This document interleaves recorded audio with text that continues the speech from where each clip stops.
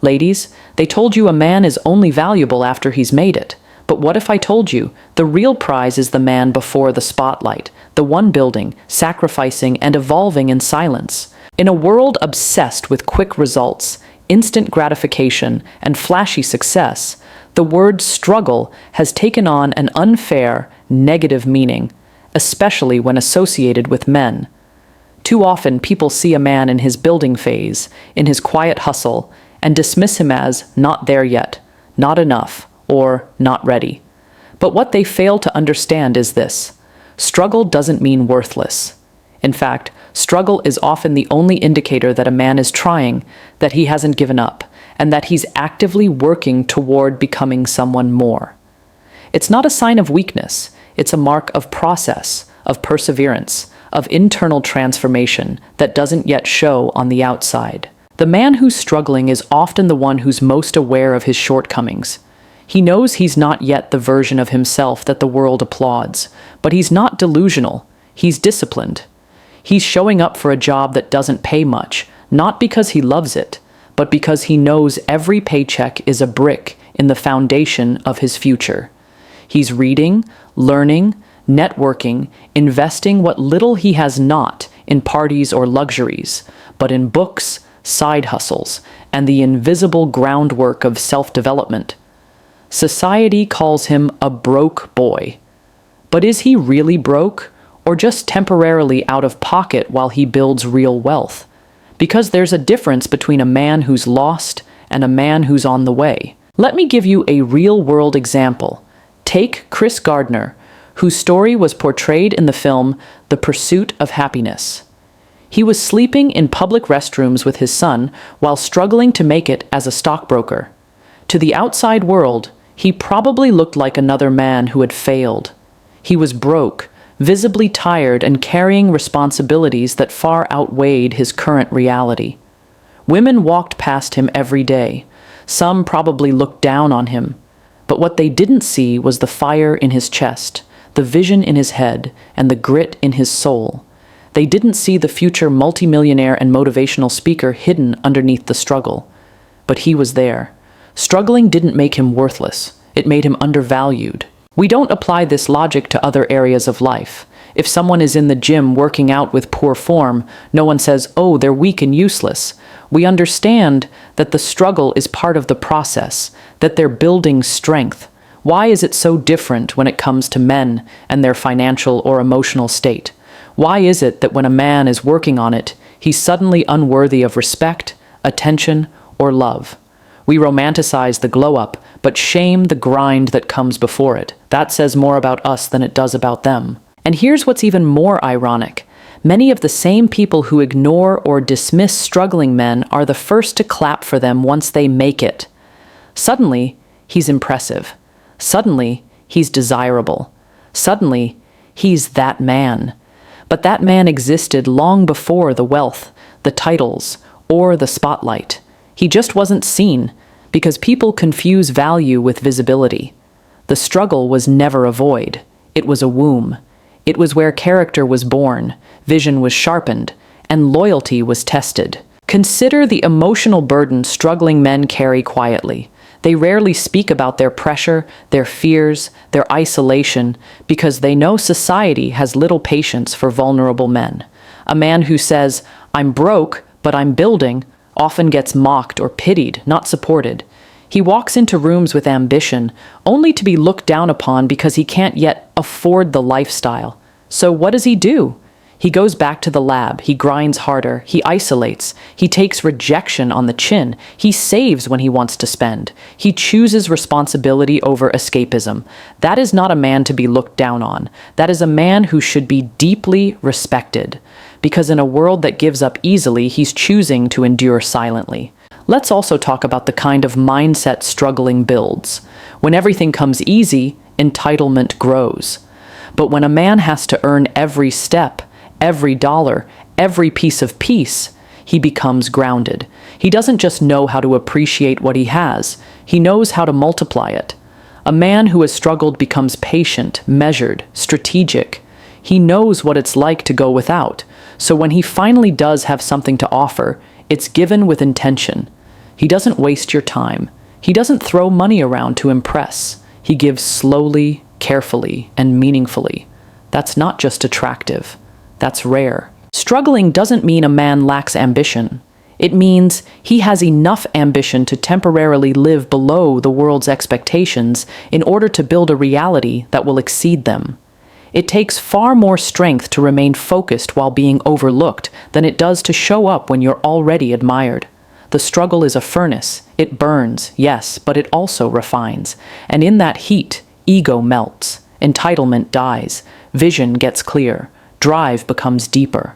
What emerges is not just a man who can win, but a man who can sustain it. We live in an age where almost everything is instantly accessible. Fast food, fast love, fast money.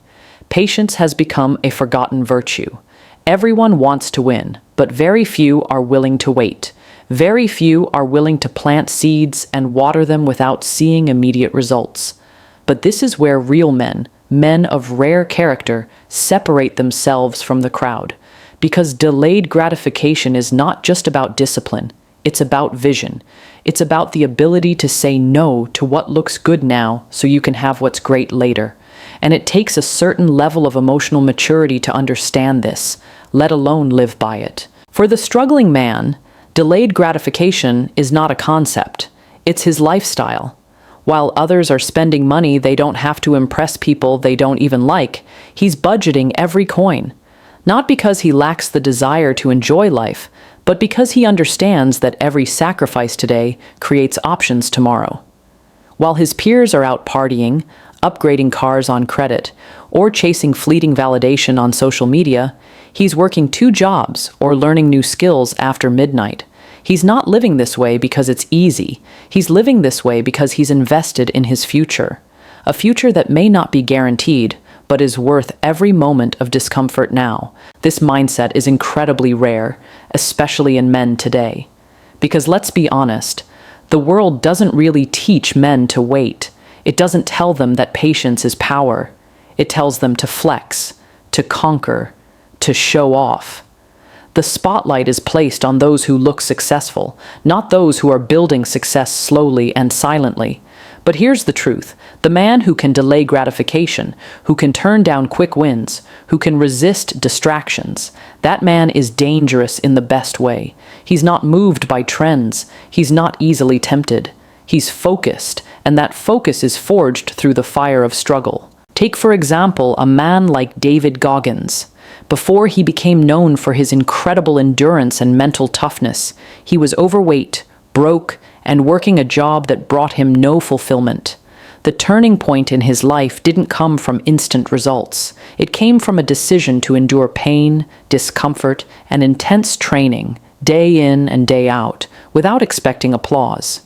He pushed himself through grueling challenges, not for external validation, but because he was committed to becoming someone more. He didn't post every step.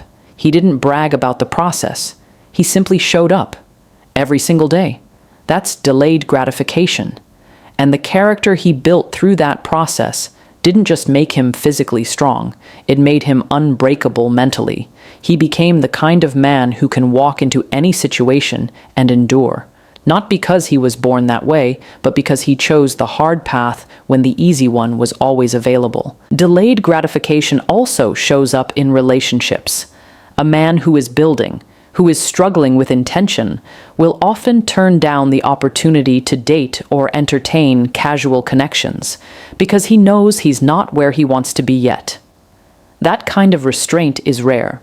Most people look for someone to complete them while they're still incomplete. But a man who practices delayed gratification understands that relationships require energy, time, and commitment, things he may be directing fully toward his purpose at the moment. And he doesn't run from love. He simply respects it too much to give it half effort. That kind of awareness is not weakness, it's emotional intelligence, it's maturity. It's a sign of a man who is not chasing a partner to fill a void, but preparing to be a whole person before sharing himself with someone else. This man also understands financial sacrifice. When others see him living below his means, they assume he's broke. But what they don't see is the long game.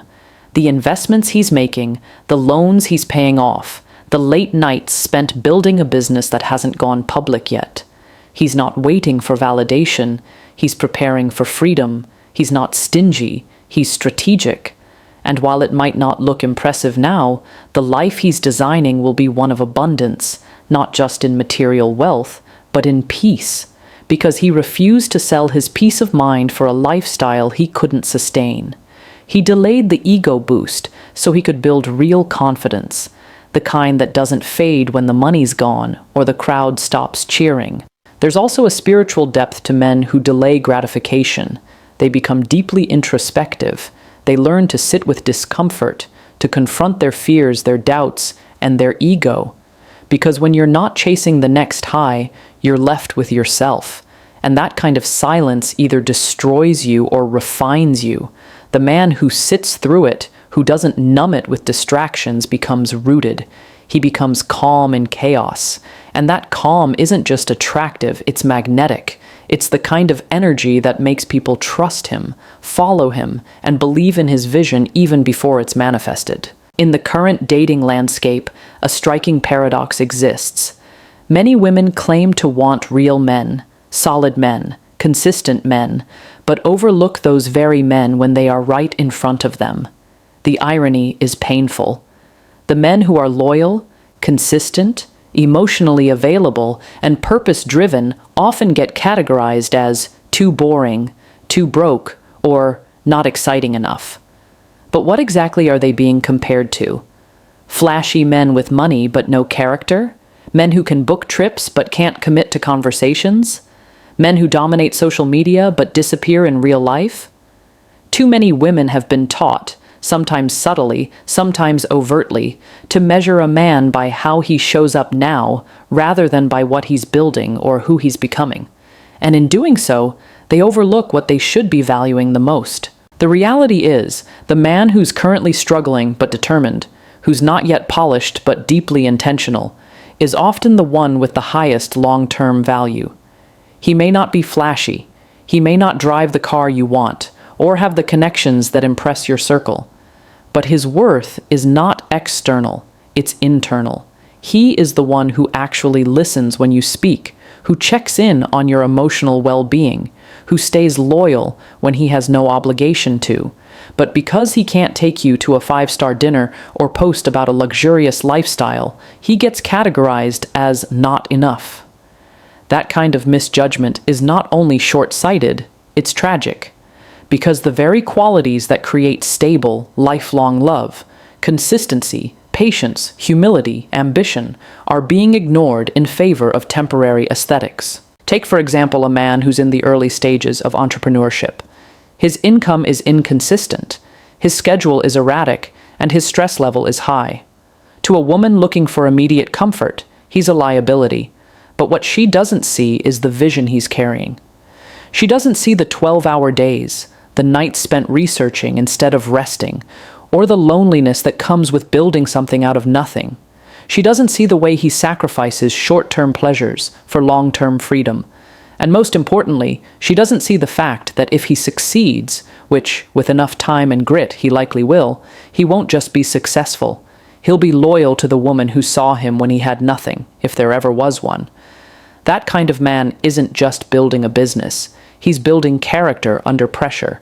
But too many women are choosing the man who already has it all, only to find out later that he lacks the emotional structure to maintain any of it. And let's not ignore how the influence of social media has intensified this issue. Social platforms have created a culture where everyone is showcasing highlights. Women are now exposed to men who are already living their best lives and traveling the world, buying luxury items, and posting curated pictures with polished captions. The comparison is inevitable. So when a real man, a man who is genuine but still in his building phase, shows up with vulnerability and intention, he gets judged against a digital fantasy. His reality, though honest and filled with potential, is seen as lack. And the saddest part is, many women don't realize what they're discarding until they've experienced enough superficial attention to realize it doesn't nourish the soul. Let's talk about emotional safety. something that is rarely discussed but deeply craved by women. The man who's still struggling but emotionally intelligent often creates more safety than the successful man who lacks self-awareness. He knows how to apologize, how to communicate, how to resolve conflict without raising his voice or shutting down. But since those qualities aren't loud or shiny, they often go unnoticed. Women say they want peace, but then chase chaos, because chaos is exciting in the short term. The man who brings calm, who provides a steady presence and clear intentions, ends up overlooked, not because he lacks value, but because his value is not dressed in adrenaline. The same applies to ambition. A man who's currently working a modest job while attending night school or learning a trade is often ignored because his current status doesn't scream success. But ambition is not just about what you have, it's about what you're reaching for. The man who works overtime to pay off debt, who budgets carefully, who dreams bigger than his reality, is a man worth investing in. But it's easy to overlook him when you're taught to prioritize luxury over longevity. And what's worse is that many of these overlooked men don't speak up. They don't complain. They just take the rejection quietly, absorb the pain, and keep building. Some of them even make it, and when they do, they remember who clapped when they were still invisible. The tragedy isn't just in the rejection, it's in the blindness. The inability to recognize gold because it hasn't been polished yet. Struggle has a way of stripping away illusions. It peels back the layers people hide behind and forces everyone involved to show their true nature. When a man is in a position of power, wealth, or influence, loyalty is easy to fake. Everyone wants to be close, everyone wants to support, and everyone claims to care. But when that same man is navigating uncertainty, financial hardship, career setbacks, emotional turmoil, everything changes. The people who once celebrated him grow silent. The energy in the room shifts. The attention fades. That's when loyalty is tested, and it is in that raw, unfiltered season that the truth comes out. When a man is struggling, he doesn't just lose money or status. He loses the illusion of unconditional support. He begins to realize who is genuinely with him and who is simply riding the wave of his potential. And this is not just about romantic relationships, though that's a major part of it. It's about friends, family, co-workers, even acquaintances. Struggle becomes a filter, separating the ones who are truly invested from the ones who are only temporarily interested. There is a stark difference between someone who supports you because it benefits them and someone who supports you even when it costs them. That difference rarely shows up when life is comfortable. It's only in the shadows of difficulty that real loyalty is illuminated. Consider a man who is trying to start his own business. In the beginning, he has nothing but a dream. The money is inconsistent. The hours are long. The stress is constant. During this time, he doesn't have the resources to impress anyone. He can't take his partner on lavish dates or spend freely. He's focused, consumed by the pressure of building something from scratch. If the woman in his life starts to pull away, complains that he's not present enough, or questions his worth because he's not currently providing luxury, that speaks volumes. But if she encourages him, checks on his mental health, celebrates small wins, and reminds him of his vision even when he forgets, it reveals her loyalty. It shows she's not just in love with the outcome, but with the man behind it. That kind of loyalty is rare, and when a man finds it, he never forgets it. There's also a deeper psychological layer to this. A man who is struggling already feels vulnerable. The world is not validating him. He's dealing with failure, uncertainty, and doubt. To be judged or abandoned during that time doesn't just hurt, it scars. It teaches him that love is conditional, that support is transactional, and that people often love success more than they love people. That lesson hardens him. It changes how he trusts, how he opens up, and how he views future relationships. On the flip side, if he experiences loyalty in that moment, if someone stays when it would have been easier to leave, it builds something unbreakable in him. It gives him a sense of security that no amount of money can replicate. Because now he knows that when he wins, he's not alone in his celebration. And when he loses, he's not alone in his struggle. This isn't limited to romantic love. Even friendships are exposed during difficult seasons. A man might lose his job, go through a divorce, or suffer a loss, and suddenly the phone stops ringing. The people who used to laugh with him, hang out with him, lean on him, they vanish. The invitations stop. The energy shifts. That's when the real ones stand out. The friend who checks in, who offers help without being asked, who reminds him that he's still valuable. That friend is worth more than 100 fair-weather connections. Struggle forces people to make a choice. Will they stand beside you when you have nothing to offer? Or were they only present for the perks, the benefits, the social value of being associated with someone they perceived as winning? One of the most painful truths a man can face is realizing that someone he deeply valued only saw him as a stepping stone, not a partner. When he was full of hope and dreams, they were excited. But the moment those dreams took longer than expected or required patience and sacrifice, they bailed.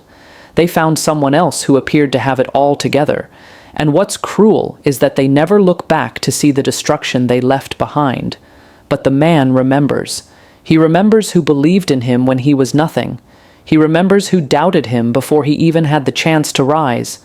And no matter how successful he becomes, that memory shapes how he connects with others going forward. Struggle doesn't create loyalty, but it reveals it. It exposes the core of relationships and burns away the superficial layers that never held real weight. When a man is at his lowest, those who stand by him are not just loyal, they are irreplaceable. And while the pain of being abandoned during hardship can linger, the clarity it brings is a gift. Because now he knows, now he sees, and what he builds from that moment forward will be stronger, more intentional, and guarded by wisdom earned in the fire. The image of a king, crowned, elevated, honored, is one that inspires awe. People celebrate the crown, the throne, and the power. They see the glory, the recognition, the respect he commands. But what they often overlook is where that king was forged. Not in palaces, not in public, but in the valleys, in the low places of life, in the dark moments where no one applauds, where no one believes, and where nothing makes sense. That is where the making of a king truly begins.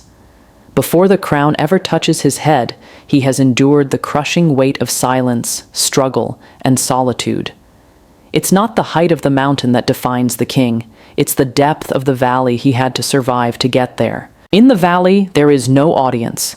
There are no cheering crowds, no comforting affirmations, no one to remind him that his efforts matter. There is only the rawness of reality. The valley is where a man learns who he really is, without the distractions of external validation. It's where he questions everything, his worth, his purpose, his strength. And it's in those moments of questioning that the seed of a king is either nurtured or abandoned. Because the valley demands something most people are unwilling to give: surrender without giving up, the strength to break down and rebuild, the humility to fail forward, and the endurance to keep going when nothing around you gives you permission to. Take, for example, the life of Nelson Mandela. Before the world saw him as a global icon of peace and leadership, he was imprisoned for 27 years. His name was stripped of power, his movements were watched, his dreams suffocated within the cold walls of a prison cell. But it was in that very place, the valley, that his spirit was tested and refined. His leadership wasn't built in the courtroom or the presidential office. It was forged in the silence of isolation, the discipline of inner reflection, and the constant battle between bitterness and forgiveness. By the time the world crowned him, he had already been king in character for decades. The throne simply confirmed what the valley had built. The valley is also where the ego dies. Many men start their journey with ambition, pride, and a vision of greatness. But the valley strips away all illusions. It humbles the heart and purifies intention. When everything is stripped from a man, his money, his recognition, his support system, he begins to understand what truly matters. He begins to see that titles don't define leadership, character does. He learns how to listen, how to observe, how to lead himself before ever trying to lead others. That is why the king who emerges from the valley carries a wisdom and calm that others cannot imitate. He doesn't react to every insult. He doesn't chase attention. He doesn't need applause, because he's already had to become everything he is without it. Even spiritually, this pattern is constant. Look at biblical figures like David. Before he was crowned king of Israel, he was a shepherd boy overlooked by his own family. He was sent into fields, left out of important conversations, and seen as insignificant. But it was in those unseen moments, tending to sheep and protecting them from danger, that he learned the skills of leadership, protection, and courage. When Goliath came, he wasn't afraid, not because he had experience in battle, but because the valley had already taught him how to face lions and bears. The private battles prepared him for the public victory. The world only saw the giant fall. They didn't see the lonely nights in the field. They didn't see the quiet strength that was cultivated in isolation. In today's world, the valley might look like being broke while everyone else is flexing their lifestyle. It might look like studying in silence while your peers are partying. It might look like rejection after rejection, betrayal by people you trusted, or working a job that barely pays enough to get by while holding on to a dream no one else believes in. And while everyone else is rushing to be seen, the future king is buried in the process of becoming. He doesn't skip steps. He doesn't demand shortcuts. He embraces the grind, not because he enjoys the pain, but because he understands its purpose. Every disappointment, every delay, every detour is not a punishment. It's preparation. The valley teaches patience. It teaches gratitude. It teaches resilience. It gives him depth, compassion, and an unshakable foundation that success cannot give on its own. So while others laugh, while others count you out, the man in the valley is building silently. His prayers are louder than his posts. His consistency speaks louder than his words. And when he finally rises, it won't be by accident. It'll be the result of 1,000 days of unseen effort, of discipline practiced in private, of strength refined by pressure. Because the valley doesn't just test a man, it transforms him. It teaches him to be a servant before he ever becomes a leader. It makes sure that when the crown comes, he can carry it without it breaking him. There is a unique pain in realizing that the man the world is now cheering for, the man magazines now call visionary, the one people rush to shake hands with and name drop at every event, was once right in front of you, unnoticed, underestimated, or worse, dismissed. Not because he lacked greatness, but because that greatness hadn't yet materialized into something visible, profitable, or popular. It's easy to love a finished product. It's easy to believe in someone when their name is being chanted, when their achievements have become undeniable, when the spotlight confirms everything people once doubted. But there's something profoundly rare about being the one who saw him first. Not because he had proven it, but because you looked deeper and believed before everyone else was given a reason to. Many women pray for men of character, discipline, and drive. They dream of men who will lead with integrity, who will love deeply, who will protect fiercely and build relentlessly. But when these men are in their building phase, before they've refined their image, before the business scales, before the money multiplies, and before the world validates them, they are often met with skepticism. They're labeled as too slow, too focused on work, too unavailable, or not exciting enough. The tragedy is not that he wasn't enough. It's that patience was too short, vision was too limited, and faith was too weak to recognize the seed of greatness before it bloomed. That is how women end up watching from afar as the man they once called average becomes the man others now call exceptional. Think of a young man with ambition but no resources. He spends late nights studying, networking, investing in skills no one notices, rejecting distractions others indulge in, because his eyes are locked on a vision only he can see. To the outside world, he's just another guy struggling to find his way. To the woman who's focused on immediate results, he doesn't check the boxes. No fancy car, no lavish dates, no impressive status to flaunt. She sees his effort, maybe even appreciates it, but ultimately leaves because the reward hasn't arrived yet. Years later, she sees him again, this time on a stage, in a magazine, or spoken of with admiration by people who once ignored him too. He didn't change who he was. He simply arrived where he was always going. The difference is, now the world has caught up to what was always in him. She had the chance to know him intimately, in his rawest, realest form, but she traded proximity for polish. There's an intimacy that exists only in the early days of a man's journey, when he's still figuring things out, when his faith is shaky but present, when he's vulnerable enough to share his doubts and strong enough to keep moving anyway. That is sacred ground. That version of him will never exist again in the same way. When success hits, layers build, protection builds, noise enters. People now want access, but none of them will ever know what it was like to see him when no one else did, to hold his head when he was exhausted, to encourage him when he had no proof his efforts would work, to pray with him before the doors opened. That closeness, that bond, it cannot be recreated once the world steps in. You either get that version of him then, or you only ever get the version that the world shares later. And this dynamic isn't limited to celebrities or millionaires. It applies to the man in your neighborhood who's building quietly, the guy who's working multiple jobs while learning to trade, coding at night while teaching by day, or creating content that nobody's watching yet. These men walk among us, and most won't look impressive at first glance. But they're carrying something powerful, not just a dream, but the grit to execute it, and the ones who stick beside them in their unseen moments. They're not just spectators, they become part of the story. They get written into his narrative, not because they demanded a role, but because they earned one. Their belief becomes part of his foundation.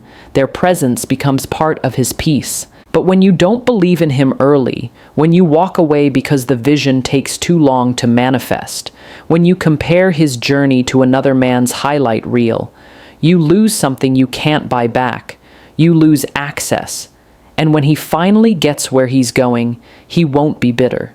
He won't even speak ill of you, but he'll remember. He'll remember who doubted him, who reduced him to what he had rather than who he was, who left instead of planting roots. And while the world now celebrates him, while others post about him and line up to meet him, you'll be left with the memory of when he was reachable, knowable, and real, and the knowing that you had the chance to know him first. So let this be your reminder.